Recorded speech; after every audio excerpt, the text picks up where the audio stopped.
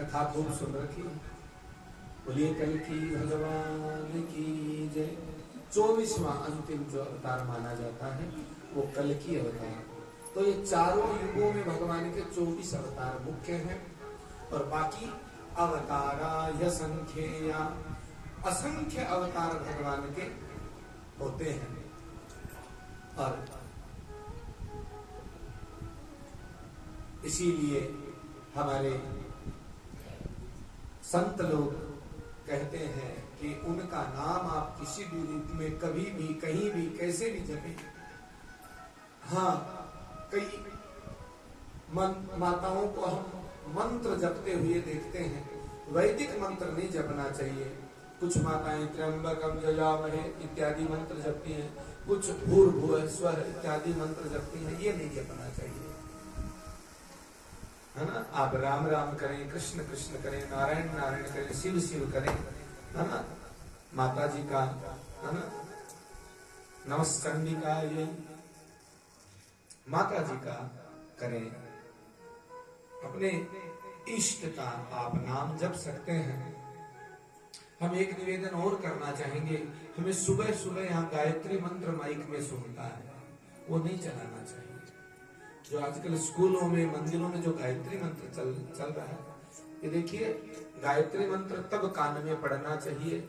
वैसे तो गायत्री मंत्र या जितने मंत्र वो मन में जपने के हैं, जपने वाले जितने भी मंत्र हैं वो सब मन में जपने चाहिए।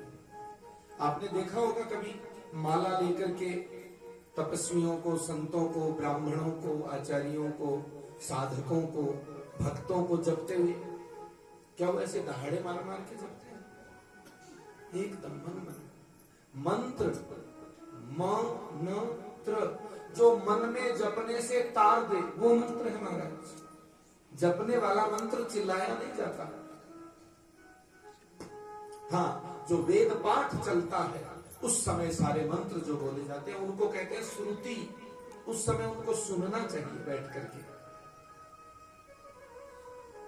लेकिन ये जो रेडियो में मंत्र चलाना ये ठीक नहीं है। बोलो राधे राधे राधे। आप नाम जब चला दीजिए, है ना, हरे राम हरे कृष्ण चला दीजिए, नारायण नारायण चला दीजिए, नमः शिवाय चला दीजिए। नाम मंत्र आप चाहे जिसी अवस्था में ले सकते हैं, लेकिन वेदों का मंत्र चाहे जब सुनना, पढ़ना, बोलना, करना नहीं चाहिए। जीवन में बहुत सी उठापटक होने लग जाती है। हमने तो कई माताओं को पागल होते हुए देखा है, एकदम चिड़चिड़े होते हुए देखा है। बाद में पता चला वो गायत्री मंत्र जपती थी, वो महामृत्युंजय मंत्र जपती थी। अरे, मातृशक्ति के लिए मां शब्द पर्याप्त है, राम शब्द पर्याप्त है, कृष्ण शब्द पर्याप्त है। एक शब्द से, क्यों कि उनको वो किसी की पुत्री का दायित्व है, किसी की पत्नी का दायित्व है, किसी की बहन का दायित्व है, एक घर परिवार समाज का बहुत बड़ा दायित्व उनपे है। तो उनको एक जगह साधना करने का इतना समय नहीं मिलता, तो वो चलते फिरते, उठते बैठते, काम करते करते जो जप सके वो श्रेष्ठ एक नाम पकड़ ले, नाम की शरणागत हो जाए। यदि कोई गुरु मंत्र लिया है उसका स्मरण चिंतन करना। और स्त्री के लिए तो अलग से गुरु बनाने का भी प्रावधान नहीं है।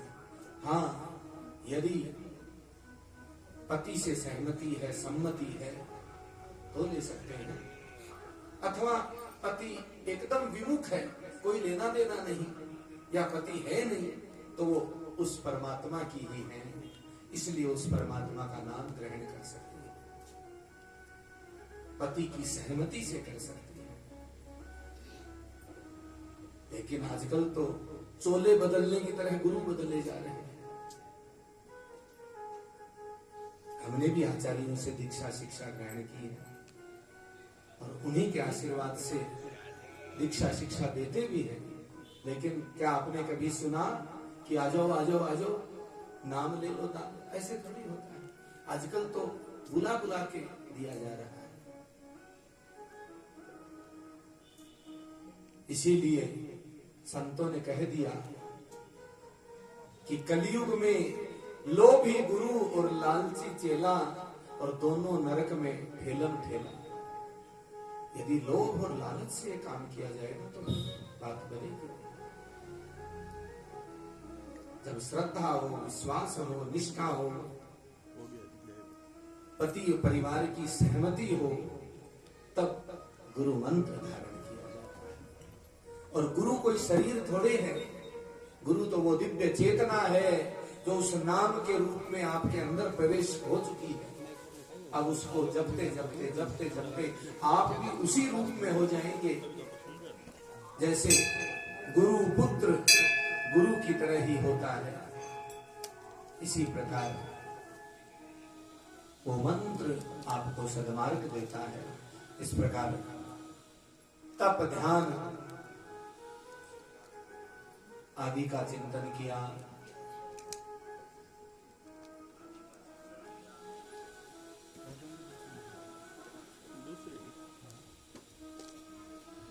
वसु कन्या सत्यवती और पराशर ऋषि से प्रकट हुए श्री वेद व्यास जी ने नारद जी की प्रेरणा से इस श्रीमद् भागवत ग्रंथ का निर्माण किया। नारद जी ने अपने पूर्व जन्म का वृत्तांत सुनाया कि हे व्यास जी, मैं भी तो दासी पुत्र था, मैंने भी संतों की सेवा की, उनकी जूठन खा करके उनसे जो उपदेश मिला उसको जपते जपते मुझे अगला युग और भगवान के तीसरे अवतार के रूप में मुझ पर कृपा हुई, मुझे वीणा मिली और मैं आज नारायण नारायण नारायण नारायण करते हुए संपूर्ण लोकों में भ्रमण करता हूँ। भगवान नारायण के भी दर्शन करता हूँ। आप जैसे वेद व्यास जी के पास भी आ सकता हूँ। कोई भक्त, कोई ध्रुव जैसा बालक पुकार करता है, नारायण नाम की सेवा में निकलता है, मैं वहां भी पहुंच जाता हूँ। कोई कंस जैसा आतताई का पाप का घड़ा भरने के लिए भी मैं पहुंच जाता हूँ। नारद जी महाराज सब जगह अव्याहत गति, नारद जी महाराज की गति को कोई रोक नहीं सकता। श्रीमद् महाभारत का संपूर्ण प्रसंग सुनाया आपने। महाभारत की लीलाओं को देखा सुना है, किस प्रकार धृतराष्ट्र बाहर से तो अंधा था ही था, अंदर से भी अंधा हो गया और पुत्र के मोह में सब कुछ नष्ट कर बैठा। उसी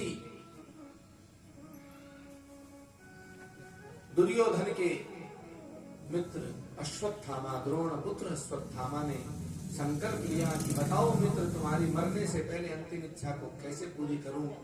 और पांडवों के वध का संकल्प लेकर के चला, लेकिन पांडवों के पुत्रों का वध करके ले आया, जिससे दुर्योधन दुखी हुआ। फिर भी माना नहीं और पांडवों को निर्बीज करने के लिए, निर्वंश करने के लिए उत्तरा गर्भवती थी अभिमन्यु का पुत्र परीक्षित, जो सुखदेव जी से कथा सुन रहे हैं, उनको उनका ही जन्म वृत्तांत सुना रहे हैं। सूत जी महाराज, सौनकादि 88,000 ऋषियों को पुराणों में ये प्रसंग है कि सौनकादि 88,000 ऋषि जिन सूत जी से कथा सुन रहे हैं, उनको कथा तो सब पता है, लेकिन फिर से बारंबार वो इस कथा को सुनते हैं और 1000 वर्ष तक सुनते हैं। हम आप लोग तो घंटे 2 घंटे में ही व्याकुल हो जाते हैं। हा? किसी न किसी बहाने सोचते हैं थोड़ा सा उठ के घूम आए या थोड़ा सा कुछ नाच कूद ही ले, कुछ तो आलस टूटे, हम ये प्रयास करते हैं। लेकिन वास्तव में इस ज्ञान की धारा में जो डुबकी लगाता है, ये वो ज्ञान, वैराग्य और भक्ति की त्रिवेणी है, जिसमें आदमी बैठे बैठे तृप्त हो जाता है, तर भी जाता है ना। प्रायः तो नहाने धोने के बाद में भूख लगती है, लेकिन इस त्रिवेणी में तो स्नान भी हो जाता है, ध्यान भी हो जाता है, पूजन भी हो जाता है और तृप्त भी हो जाता है। इसका प्रमाण क्या है कि परीक्षित जी ने जब ये भागवत जी सुनी तो 7 दिन तक कुछ खाया पिया ही नहीं, इतने डूब गए इसमें। क्यों कि परीक्षित जी कहते हैं कि मैं इतने वर्षों से खा पी रहा हूं और फिर भी क्या हुआ, श्राप मिला 7 दिन के अंदर अंदर। कहा ये श्राप कैसे मिला, तो पूरी कथा सुनाते हैं कि द्रोण पुत्र अश्वत्थामा उत्तरा के गर्भ को